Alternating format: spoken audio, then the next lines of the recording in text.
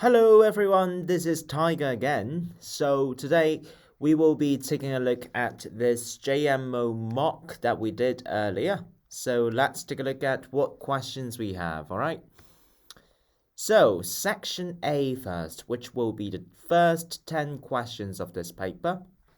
The first question says that A, B, C, D are four distinct integers where their product is 4.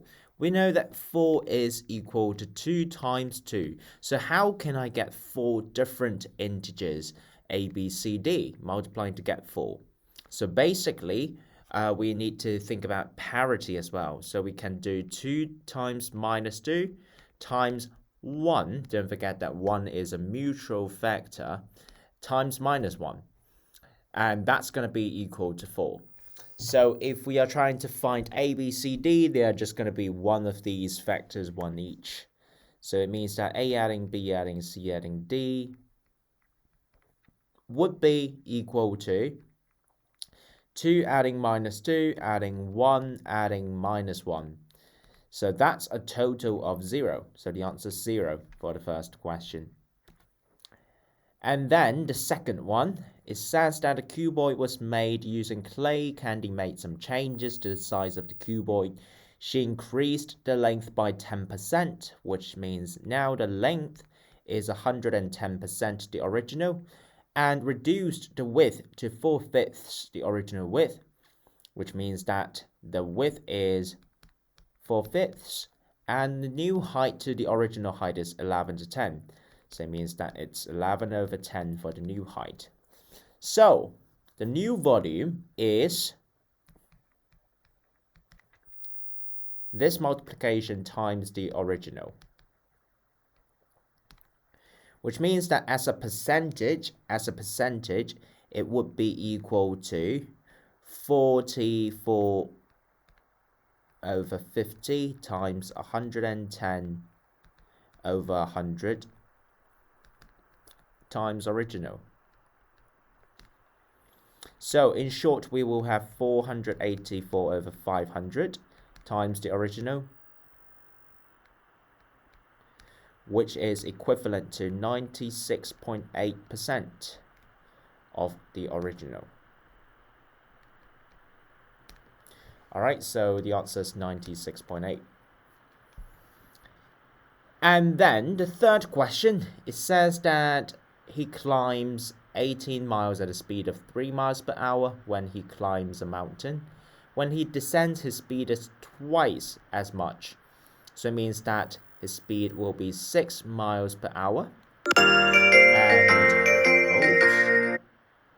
alright, so his speed will be 6 miles per hour. And his time taken is 3 hours. So when he's climbing up, the time is 6 hours. So altogether, what is his average speed? So he would have traveled 18, adding 18, which is 36 miles, right? And then the total time spent is going to be 6 adding 3, which is 9. So we have 36 over 9. That is going to be 4 miles per hour. Okay? And for the next question, we are going from A to B following the arrows. So how many different routes are there? Basically, whenever we see some directions in the paths, we can try to think about using the marking method.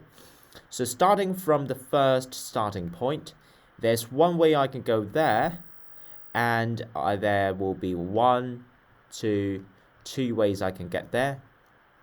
And then there will be 1, 2, 1, which is 4 ways I can get there. So 1 adding 2 adding 1. And then starting from this node 4, I know that there's only one arrow directing here, so that's also going to be 4.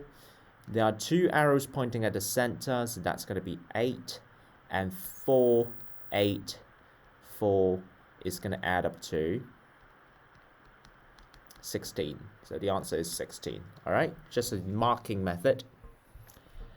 And the next question, an angle question. So basically, once you fold D and B up to the center, it means that this angle is going to be halved, which means that now it is 45 degrees, right? And after that, you are folding this C to A, which means that you're folding somewhere in the middle, which means that this angle that you're trying to calculate is going to be this angle right there. Yeah? So, knowing that, you just need to find the base angle of this isosceles triangle, which is going to be 180, take away 45 degrees, divided by 2. That is going to be 135 degrees divided by 2, which is 67.5 degrees as this base angle. So this question mark is going to be 180, take away 67.5 degrees, which is going to be 113.5 degrees. And that's it. That's the answer for this question. And then for the next one, it says that a two-digit number is 3 times the sum of its digits. What is the two-digit number? So let's say the two-digit number is AB. And it means that 10A adding B is 3 times of A adding B, which means that I have 7A equals 2B, which means A is 2, B is 7. So the two-digit number is 27. And then for question number 7, I think this is question number 7. The product of A times 14 times 15 times 16 is a square number. So what is the minimum value of A if A is a positive integer? So it means that A times 2 times 7 times 3 times 5 times 2 to the power 4 is a square number, which means A times 2 to the power 5 times 3 times 5 times 7 is a square number. We know that to be a square number, all the powers of the prime factors has to be even, right? But now they are all odd numbers for the powers, which means that I need an extra 2, an extra 3, an extra 5, an extra 7 to make a square, which means that A, the minimum of A, is going to be 2 times 3 times 5 times 7. And that is going to be 210. All right, so the minimum value of A is 210. And then the 8th question, it says that there are 5 boxes in a row on the table with 8, 4, 2, 1, and 5 beads from left to right. For each go, 1 bead is taken from each box, except the one with the least bead, and put in the box with the least bead. So how many beads are there in the leftmost box after 10,000 goes? So first of all, we have 8, 4, 2, 1, 5. And then removing 1 from each and put them into 1, we have 5 in 1, and then 1 in 2, 3, 7, 4. And now we're just removing beads and put them into 1. So 1 becomes 5, and then we have 4, 3, 2, and 6. All right, so starting from there, you can see that if they are consecutive numbers 2, 3, 4, 5, 6, and it's going to go under rotation, which means that next on you will have 5, 6, 4, 3, 2, and then you will have 4, 5, 3, 2, 6, and then you will have 3, 4, 2, 6, 5, 2, 3, 6, 5, 4, and then finally we have 6, 2, 5, 4, 3 again. So it means that removing the first 2 terms, we still have 9,998 terms. And then for each 5 terms, for each 5 goals, or for example, for each 5 goals is gonna be a rotation, right? So it repeats itself every 5 times. So if you divide that by 5, you're gonna have a remainder of 3, which means that I'm just counting 3 more times in the pattern, and the leftmost box is going to have 4 beads after 10,000 goals. Okay, and then the next question, it says that street lights are installed at equal distances on one side of the road. The corner of the road is at point B. One street light is required to be installed at A, B, and C respectively. What is the minimum number of street lights that can be installed on this road? So basically, the key word is equal distances.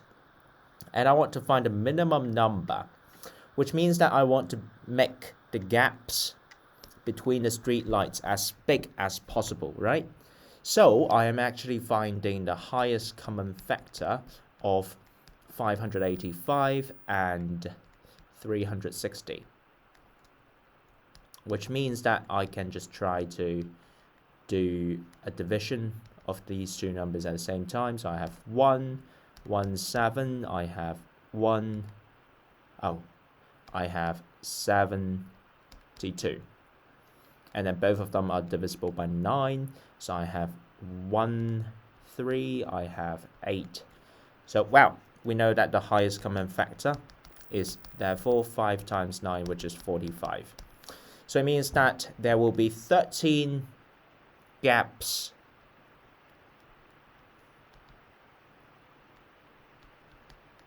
from A to B and 8 gaps from B to C.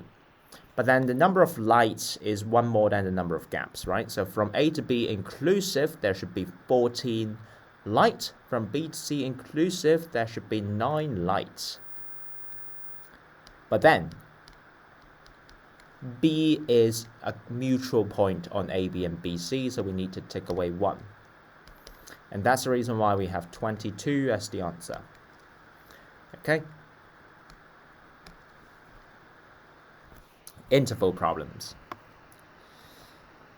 And then the last question of section A, I think, is asking you what angle A adding B adding D adding E is.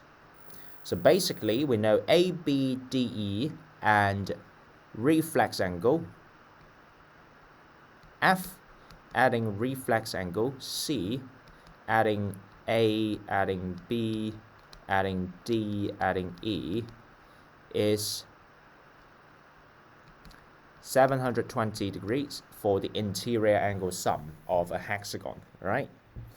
Now, reflex angle F adding reflex angle C adding 88 degrees adding 135 degrees is also 720 degrees for 2 round angles.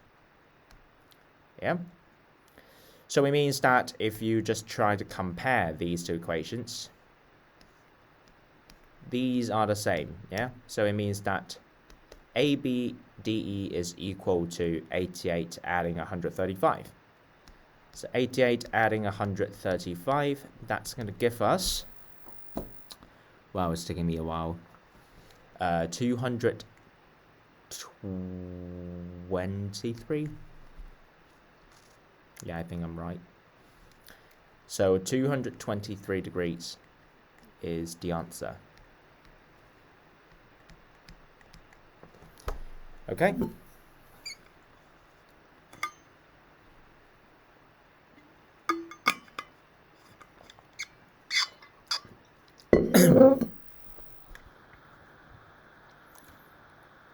So that's for section A. And then now we're moving on to section B. The first question, a bag of more than 400 pieces of candy can be evenly divided into 6 piles. And after adding 1 piece of candy, the rest could be evenly divided into 7 piles. After adding 8 another one, the rest could be divided into 8 piles. It means that this number, let's say this number is x. X is greater than 400. X divided by 6, remainder 0. X divided by 7, remainder 1. X divided by 8, remainder 2. So this is a typical Chinese remainder theorem problem, which we only need to add 6 to the remainder such that when x is divided by 6, it has remained a 0. When x is divided by 7, it also has remained a 0. When x is divided by 8, it also has remained a 0. So it means that I can just try to find the lowest common multiple of 6, 7, and 8, which is greater than 400. So the lowest common multiple of 6, 7, and 8 is equal to, 84. No, it's not 84. 168. 168. Yeah, I think that's right. So it means that I need to multiply it 3 times to be greater than 400. 168 times 3 equals 504. So it means that that's after this x is added by 6. So it means that x is equal to 504 take away 6. That is going to be 498. So this number of candy is going to be 498. All right. But of course, when you're writing it, you should try to be more elaborating. So like whatever I'm explaining you verbally, you can just try to write it down on a piece of paper to explain why do you think that after adding 6, they are remain a 0. And it means that I'm looking for a number that is divisible by all of 6, 7, and 8, which that number is greater than 406. And that would be the number which is 6 more than the number of candies. Right? So once you can explain that, I think that's a full score solution. And then the second one. How many 4-digit numbers that begin with the digit 1 have exactly 2 identical digits? So first of all, we can split it into 2 different cases. The first case is that there are 2 ones. So it means that it's going to be 1 something something something, and it means that first of all 1 is going into one of these 3 boxes, which means that there will be 3 choices, right?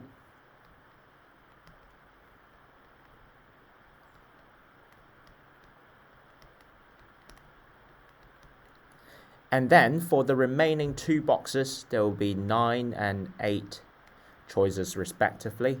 So 9 goes for the next digit and 8 goes for the next digit. So it means that 9 times 8 times 3, which is going to be 100.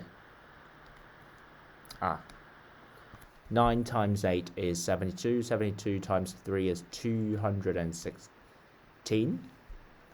Is that 216? Yeah. All right. And then the second case, a 1 and 2 other digits. So it means that there will be 3 different choices for where the 2 digits are. So let's say the 3 remaining digits are A, B, C. It means that the 2 identical digits can choose AB, AC, or BC, right? So 3 choices of positions or repeating digits. Or the repeating positions. And of course, for the choices of digits, you can also have 9 choices for one of them and 8 for the other. So it means that again, it's 3 times 9 times 8, which is 216. And combining the answers together, we have 432 as the answer. Okay? So that's for the second question. And then for the third one, well, we can use algebra to solve it, or we can use a triangle model in magic squares.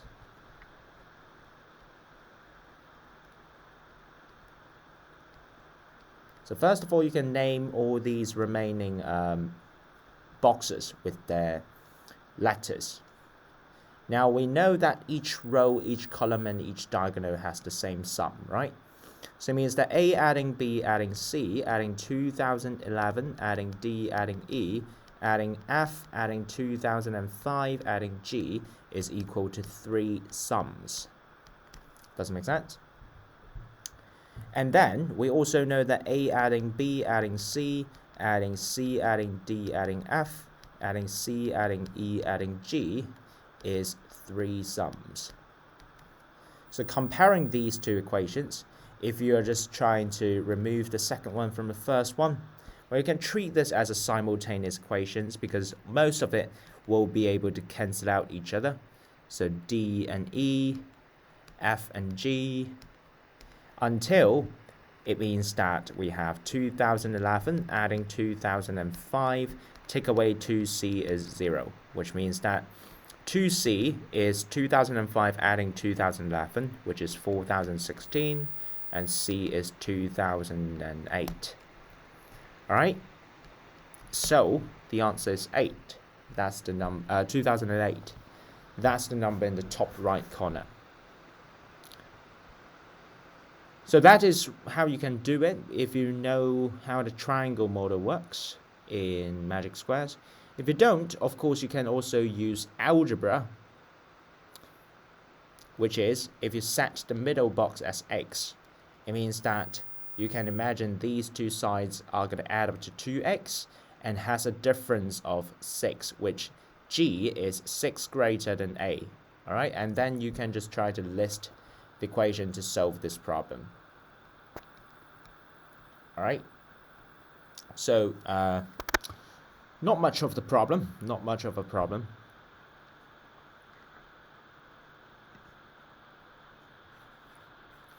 Right now, and the next question, let's see. So it says that the inscribed square has an area of 100. What is the shaded area? So basically, the shaded area, if you're just trying to flip this part out, so it's going to be that area, adding that area, right? So what it essentially means that is I have a square removing this sector and a semicircle removing this triangle, right? So it means that the area is going to be the square removing the area of large sector,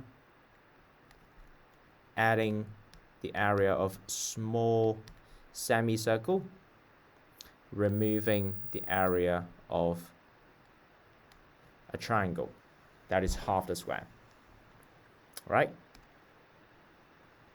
So we can then try to find these one by one. First of all, for the area of the square, I know that is 100.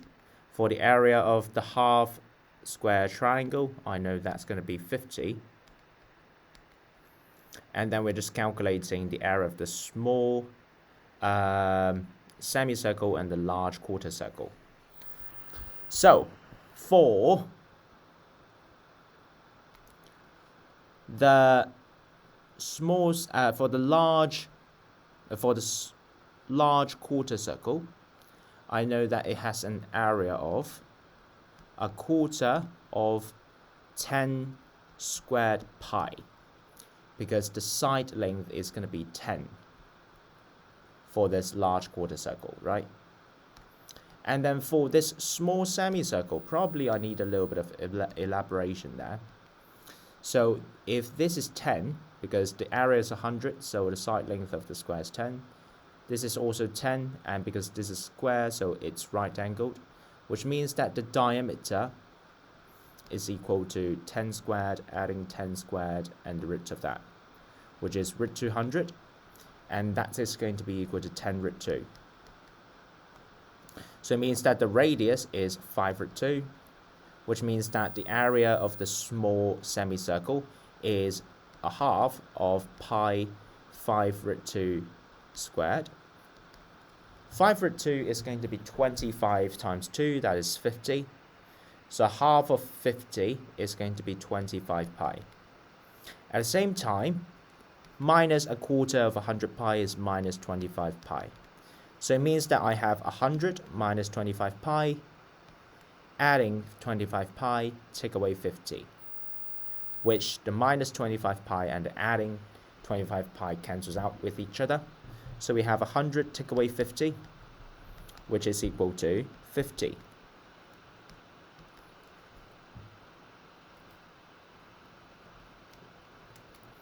And the fifth question, 5 people are attending a single round-robin chess tournament. If A beats B, B beats C, and C beats A, we call it a loop. So at most, how many loops can there be in the tournament? So basically, it means that I want someone, well, like if A, B, C, D, E are arranged like that. If I want as many loops as possible, it means that I don't want A to win over all of them, right? Otherwise, there won't be a loop going there. So it means that I want to have different outcomes for A, if possible. But there are only 2 outcomes, winning or losing. So it means that A can at most be losing the 2 of them and winning the other 2, right? And at the same time, all the others are just going to be the same. So we want everyone to be losing to 2 of the others and winning the other 2. So for example, if in this case, I can see that BA and AD are sort of completing a loop if D wins over B. So I can just try to complete that. And CA and AE are gonna complete a loop if E is winning over C. So we can do that, right? And of course, after doing that, you can see that there are only not too many loops there. So ADB and CAE, because I haven't completed the other relationships yet. So it means that, well, now I have 1 win and 1 lose for B, C, D, and E, which means that they need 1 win and 1 lose in extra. So you can just draw it like, if B is winning over E, it means that losing over C is the better option.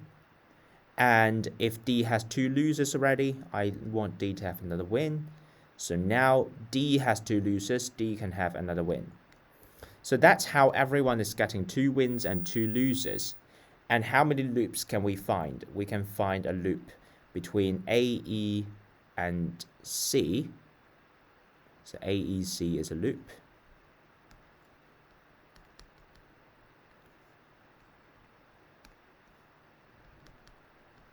So you can see that it's a bit like a star.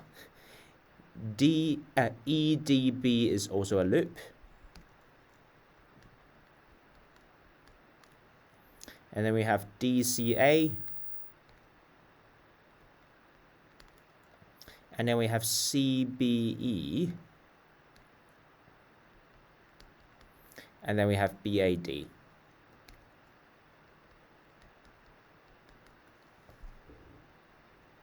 you see that? So that's the maximum number of loops, which is 5. Right? Because that is basically how we can ensure that everyone has the most number of differently pointing arrows, which is 2 and 2, right? And that's how you can ensure more loops are coming in.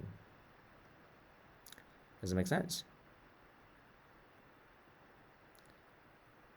Okay. So the last question, question 19. This is actually a gift question. It is like super simple. So once you realize that DB is parallel to FC,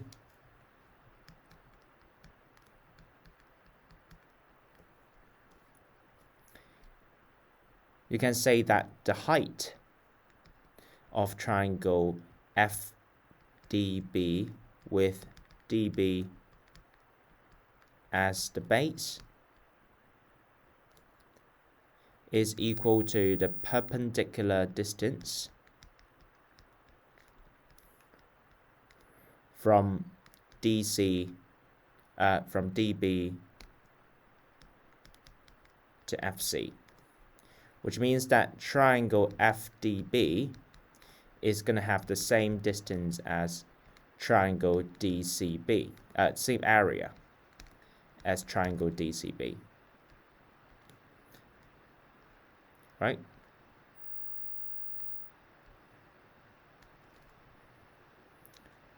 So if this shaded triangle has area 1, 2, 1, 2, it means DCB also has an area of 1, 2, 1, 2. So the area of the square ABCD is going to be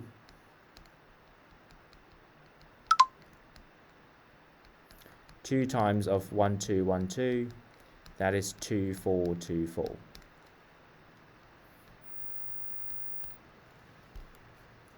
Okay. So that's everything for the paper today. It's not too hard basically, but yeah, just a little bit of practice, trying to cover everything that might come up in the JMO exams, and hopefully sweep through some of these queries that you have. All right, so the questions that I chose is going to be basically from those kind of less tested points in the exams. So if it ever comes up, then there's a possibility that you might not know them. So that's the reason why I just want to sort of like buff you up before the actual thing comes. And that's the purpose of this paper. Don't take it too seriously. All right. And have a nice day, everyone. I'll see you next time. Bye-bye.